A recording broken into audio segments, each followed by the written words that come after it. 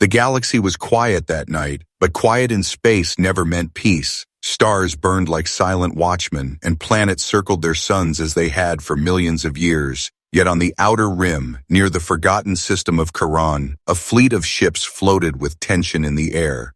These were the observation vessels of the Galactic Council, filled with diplomats, scholars, and military officers. They had gathered to watch humanity's response to a small threat, a group of raiders no larger than 20 ships. To the Council, this was routine, nothing that required heavy firepower. To humans, however, the situation was very different. The first human battleship entered the system like a predator, black hull glinting under the light of the local star. Its name was Resolute, and it was accompanied by 5 smaller cruisers, each bristling with weapons. The aliens whispered in confusion, wondering why so many ships were needed for such a minor raid. "Humans are reckless," one counselor muttered, his scaled fingers tapping nervously on the console. "They always bring too much force. It is their nature," replied another. The young alien scholar in the back kept silent, watching closely, her eyes fixed on the human ships. She had studied humanity, and she believed there was meaning in their madness. The raider fleet appeared, crude ships armed with stolen weapons. They outnumbered no one, and in truth they posed little danger to the Council's allies. Most species would have sent a patrol or maybe a single cruiser, but the humans were different. The command came from the Resolute, a voice cold and steady. "All ships prepare full strike, target every vessel, leave no survivors." The aliens gasped, shocked. "That is overkill," one shouted. "That is slaughter," another hissed. But the humans did not care. The first volley of missiles was not 1 or 2, but hundreds. They lit the darkness like falling stars, screaming across the void. The raider ships tried to scatter, but there was nowhere to run. The missiles exploded in waves, tearing through hulls and shattering engines. The second wave followed, railgun slugs moving at near light speed, piercing anything that still floated. The third wave was drones, small machines swarming and burning whatever pieces remained. Within minutes, the raider fleet no longer existed. It was not a battle. It was annihilation. On the Council ships, silence spread. Aliens who had seen wars and conquests stared with wide eyes. They could not believe what they had witnessed. 20 ships had been destroyed by a storm of firepower meant for an armada. The young scholar whispered to herself, "So this is why they call it overkill." The others shifted uncomfortably, their fear obvious. "What madness is this?" growled a reptilian general. "Do they not understand balance, proportion, restraint?" But the humans had their own logic. To them, leaving even one enemy alive was a mistake. History had taught them that mercy today often meant death tomorrow. The human commander stood on the bridge of the Resolute, his hands behind his back. He did not smile. He did not celebrate. To him, this was procedure, not cruelty. A junior officer approached nervously. "Sir, target fleet neutralized, total elimination confirmed." The commander nodded. "Good, no survivors, no risk." His words echoed through the ship like iron. Back on the Council vessel, debates erupted. "Humans are unstable. They will destroy us all," one shouted. "No," argued the scholar. "You do not see. They destroy completely because they cannot afford half measures.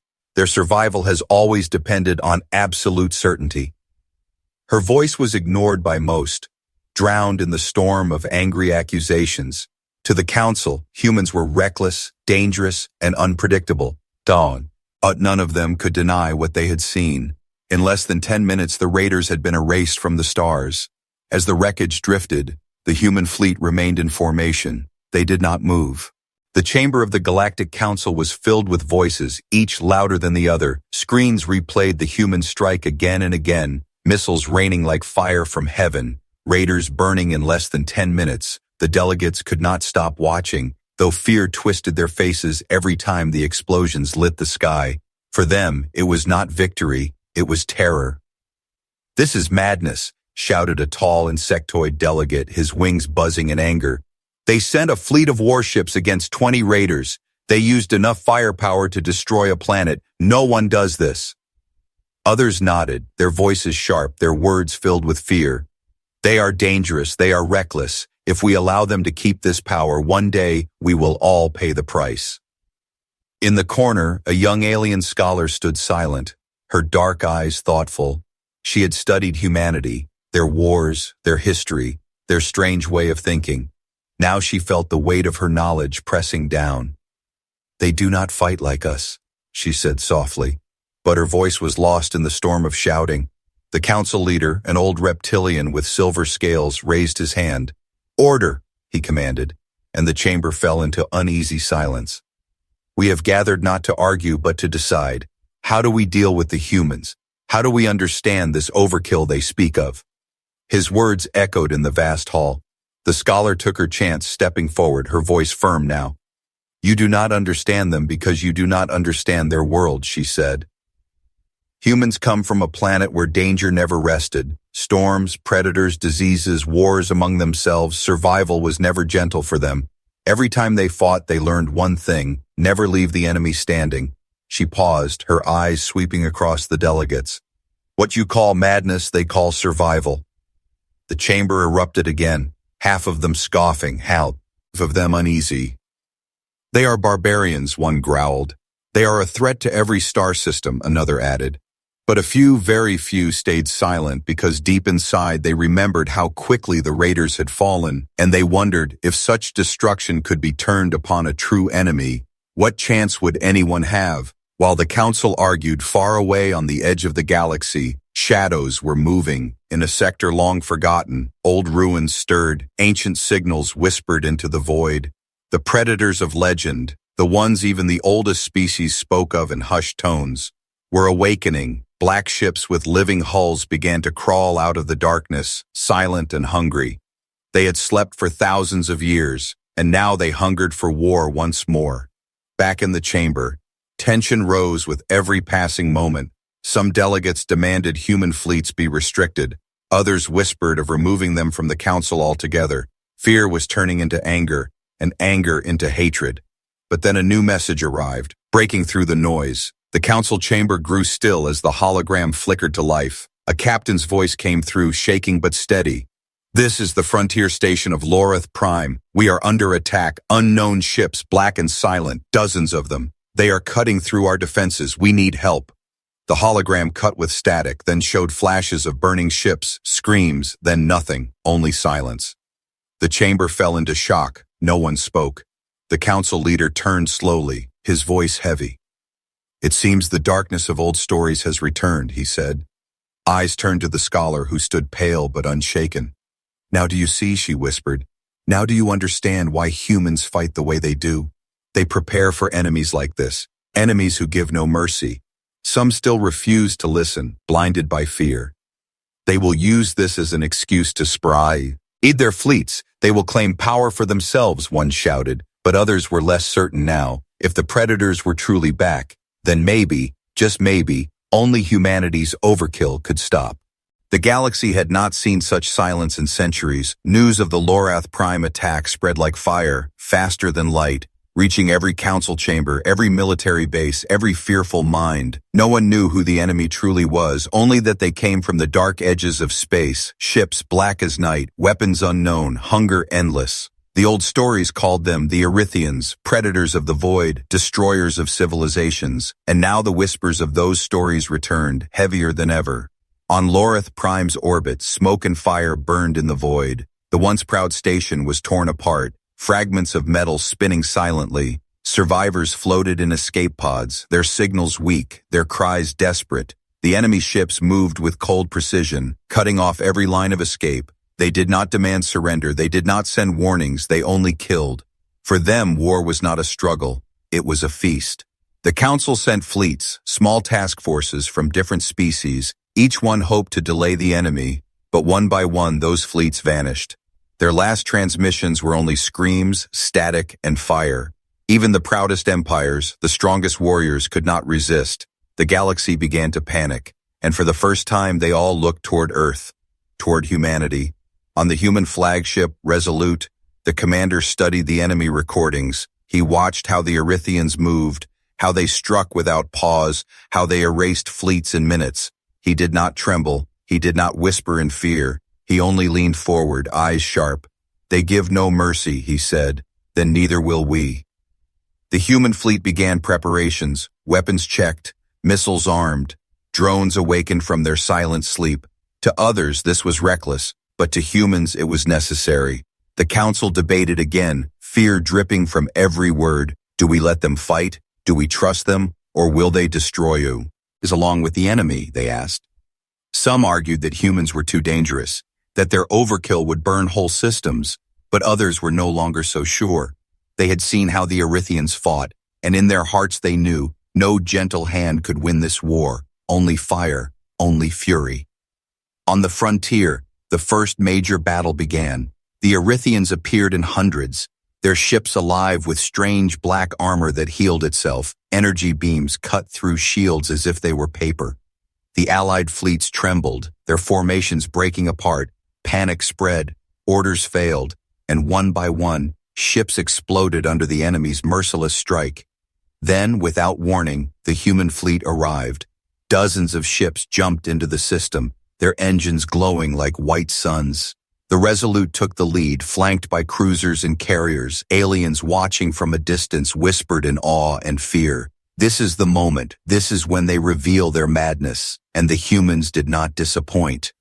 Full strike, the commander ordered, voice steady as stone. The first wave of missiles launched, thousands this time, not hundreds, lighting the void like burning comets. Railguns thundered, kinetic slugs smashing through black armor, tearing holes the Erythians could not heal fast enough. Drones swarmed, slicing through the battlefield like a storm of steel insects. Every weapon fired at once, no hesitation, no pause, no restraint. The Allied fleets gasped in horror and awe. It was chaos, it was thunder. It was everything unleashed in one storm. To the humans, it was simple. Strike first, strike hard, strike until nothing remained. The Erythians faltered for the first time, their advance slowing under the rain of destruction. But still, they did not retreat. They only pushed harder, hungrier. For them, this was no ordinary war. This was the feast they had waited for across millennia on Taishaus. Council ships, the scholar whispered, her voice trembling. This is it. This is why they fight the way they do, because only this kind of fire can face monsters like that.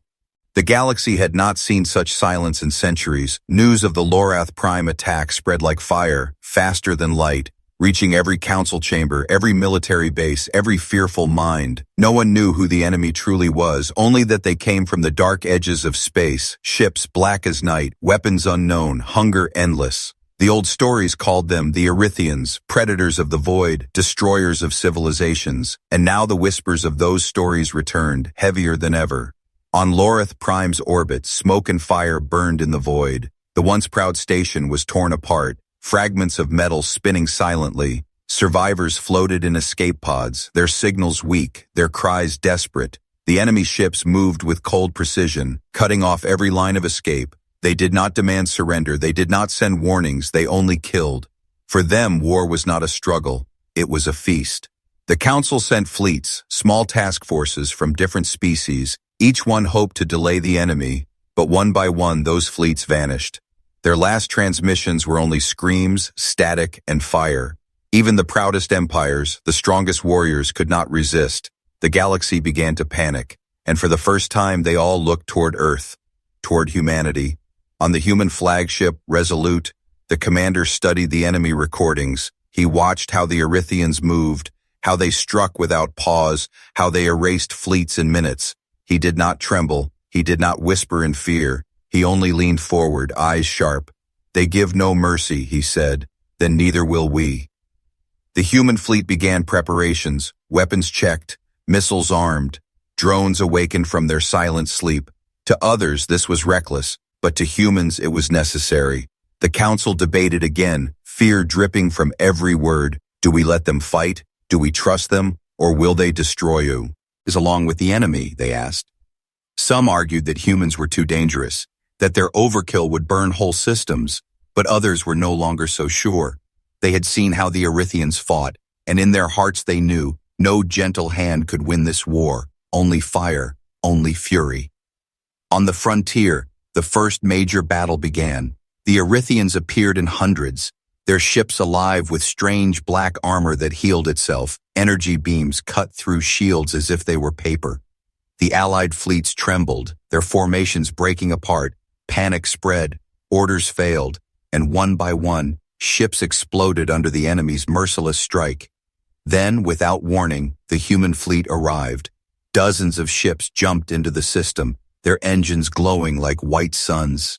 The Resolute took the lead, flanked by cruisers and carriers. Aliens watching from a distance whispered in awe and fear. This is the moment. This is when they reveal their madness, and the humans did not disappoint.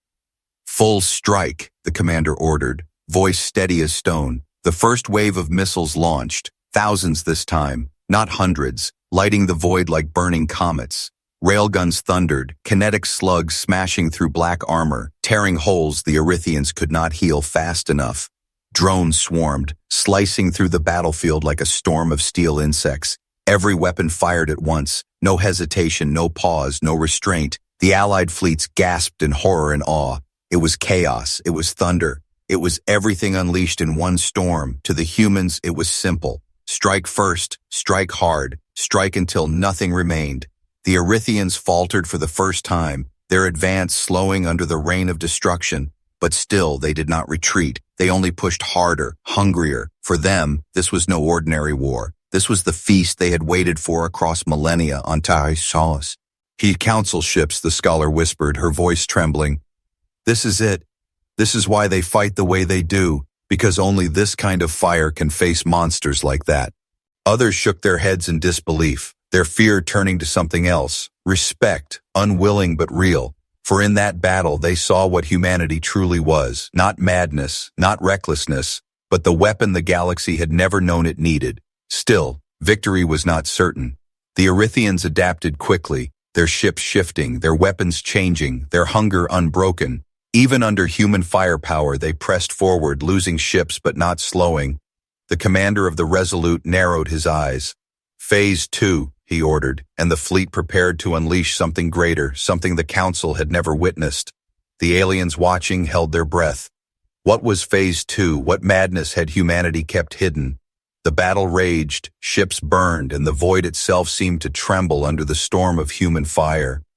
The Erythians roared in silence, a darkness that swallowed light, and in that moment, the galaxy understood. This was no longer a war for borders, no longer a fight for pride. This was survival, and humanity had chosen Overkill as its weapon. The battlefield of Loreth Prime was chaos, burning wreckage drifting through the void, silent screams trapped inside broken ships.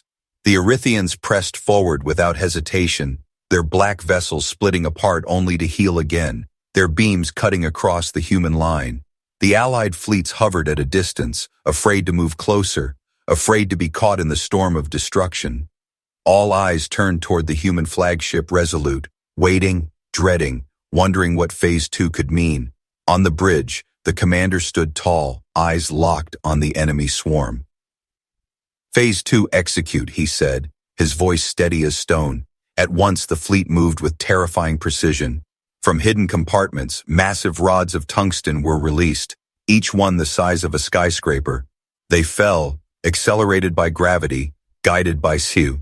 Computers spearing down with the force of asteroids, the first strike tore through 3 Erythian ships at once, turning them into silent fire. The second wave followed, smashing entire formations, each impact brighter than a sun. The council delegates who watched from afar cried out in shock. They are dropping planets upon them, one shouted, his voice cracking. This is not war, this is destruction beyond reason, another whispered, trembling. But the young scholar leaned forward, her eyes wide with awe.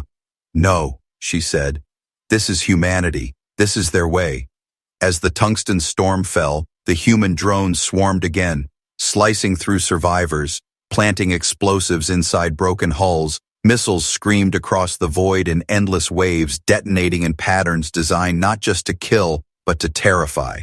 The Erythians faltered, their formations breaking for the first time, their black hunger-driven ships scattering like startled beasts. Yet even as they broke apart, they did not retreat. They came forward again, their rage and hunger stronger than fear. The Allied fleets could not believe what they were seeing. Every weapon humans had was unleashed at once. No pause, no hesitation. It was as if an entire war had been fought in the space of minutes. To the aliens, this was insanity. But to the humans, it was simply survival. Enemy adapting, reported a human officer, voice sharp over the comm. The commander nodded, unshaken. Then we adapt faster, he replied. New commands were given, new weapons awakened, EMP pulses fired, cracking through Erythian systems, disrupting their strange living hulls. Nuclear warheads detonated in the distance, each blast painting the void with deadly light. The combined power shook even the Allied ships watching from far away, their sensors nearly blinded by the storm. On the Council vessel, fear deepened. They will burn us all, one mutt. Aired, clenching his hands. They do not know limits, another hissed. But the scholar's voice rose above them, trembling but firm. Limits are for those who want mercy. The Erythians will give none. If we do not allow the humans to fight their way, we are all already dead. Back in the battle, the Erythians changed tactics. They pushed as a swarm, focusing all fire on the Resolute, their beams cutting closer, their hunger desperate. For the first time, the human flagship trembled under the storm, shields flashing, armor burning. The crew worked with iron discipline, sealing hull breaches, rerouting power, firing without pause. Hold, the commander said, his voice unshaken. Hold until the line breaks. Then came the next strike. From the depths of human carriers, a new wave was released. AI-guided hunter-killer drones, each one no bigger than a fighter but carrying weapons designed to tear open Erythian hearts. They moved like shadows, too fast to track, too precise to stop. In minutes, hundreds of enemy ships fell silent, torn apart from the inside. The void lit up with burning wreckage, the predators screaming in silence as their feast turned into their own slaughter. The Allied fleets gasped, voices cracking with disbelief. This is not war, this is terror, one whispered, and yet for the first time, hope flickered in their hearts, because the impossible had happened. The Erythians were bleeding, truly bleeding under human fire. But even as the humans struck, whispers spread across the council. If they can do this to the enemy, what can they do to us? They are not a shield, they are a weapon we cannot control. The fear of humanity grew, side by side with the awe. For the galaxy now understood that humans were more than soldiers, more than allies. They were a storm that could save or destroy. The battle raged on, human fire raining without end, Erythians pushing without fear, and in that chaos, one truth became clear. The galaxy had entered a new age, the age of human overkill. The council chamber was heavy with silence, the kind of silence that carried fear deeper than any words. Screens still replayed the human battle. The firestorm, the thunder of kinetic strikes, the storm of drones. The Erythians had bled, yes, but so had the Council's faith in humanity. What they had seen was not just victory, it was terror unleashed. They are too dangerous, whispered an insectoid delegate, his wings shivering. They will save us today and enslave us tomorrow, another muttered. The voices of fear spread quickly, growing stronger with every whisper, every nervous glance. For though humanity had stood against the predators, the memory of the storm would not fade. The young scholar stood again, her voice trembling but defiant. You do not see the truth. Without them we are already lost. None of our fleets could have done what theirs did. None of us can face the Erythians without human fire beside us.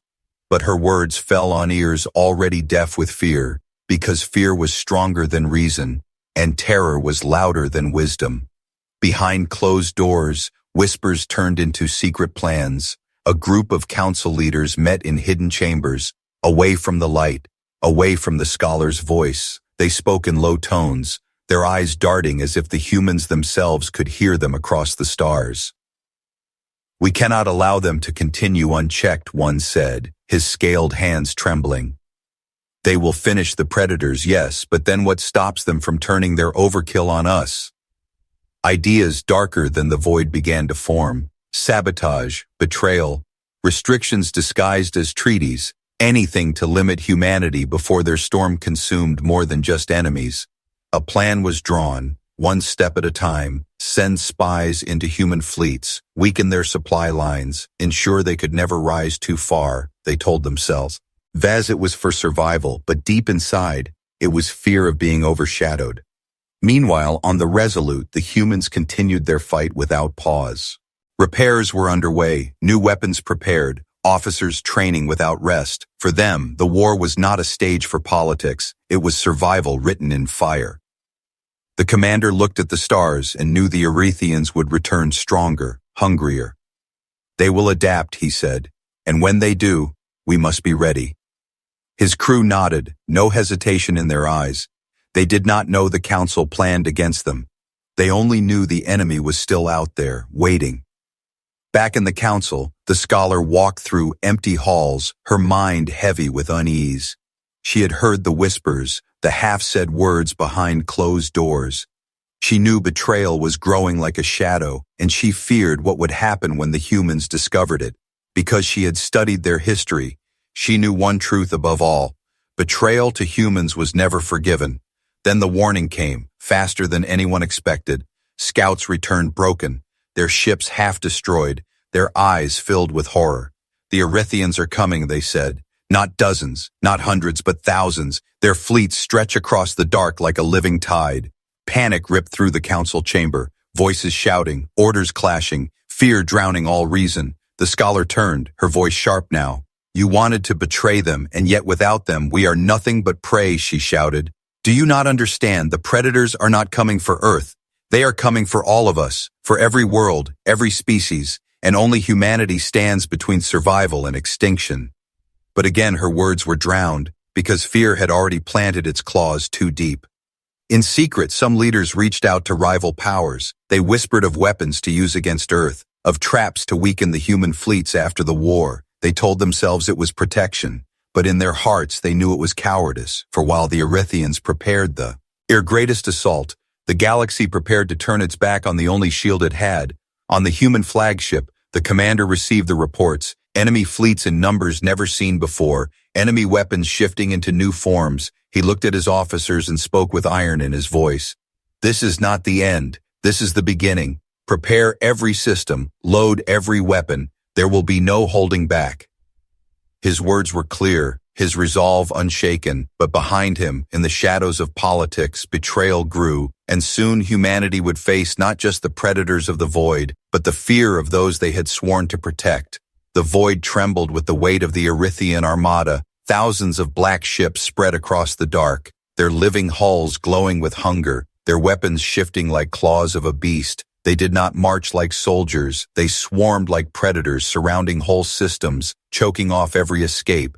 For the galaxy, this was the end of hope, the end of light. On the human flagship Resolute, alarms rang through steel corridors, officers moved quickly, soldiers armed themselves, drones woke from silent bays. The commander stood on the bridge, his gaze cold, his voice steady. Operation Overkill Prime, he said, initiate. No one asked what it meant. No one hesitated. Every human knew that this was the last card, the last chance. The council fleets hovered at a distance, their leaders trembling. To them, humanity's preparations looked like madness. But madness was better than extinction. The first part of Operation Overkill Prime was deception. Decoy fleets jumped into the void, carrying false signals, false signatures.